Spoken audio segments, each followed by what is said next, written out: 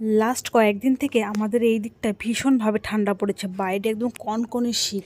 বিকেল গড়িয়ে সন্ধে হতে না হতেই মন আর পেট দুটোই যেন কেমন করতে থাকে, কখন একটু বাইরের খাবার খাবো। যেমনি বলেছি কিছু একটা কিনে এনে খাওয়াও না গো, অমনি বলেছে বাইরের খাবার থেকে আমি নিজে তোমাকে করে খাওয়াচ্ছি। যেই না আমায় বললো তুমি কি খাবে, অমনি আমি বলে ফেলি গরম গরম পকোড়া খাবো।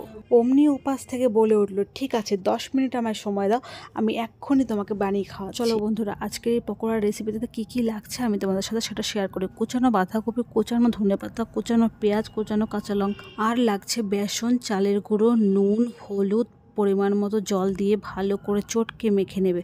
আর অন্যদিকে তেল গরম হয়ে গেলে এক এক করে নিজের পছন্দের আকার মতো পকোড়ার সাইজ করে গরম তেলে ছেড়ে দিতে হবে। তারপর আলতো হাতে নাড়াচাড়া করে তুলে নিলেই রেডি গরম গরম মুখরোচক বাঁধাকপির পকোড়া। কি বন্ধুরা, দেখে নিলে তো রেসিপিটা, ঝটফট সেভ করো আর চলে যাও রান্নাঘর, নিজেও খাও অন্যকেও খাও।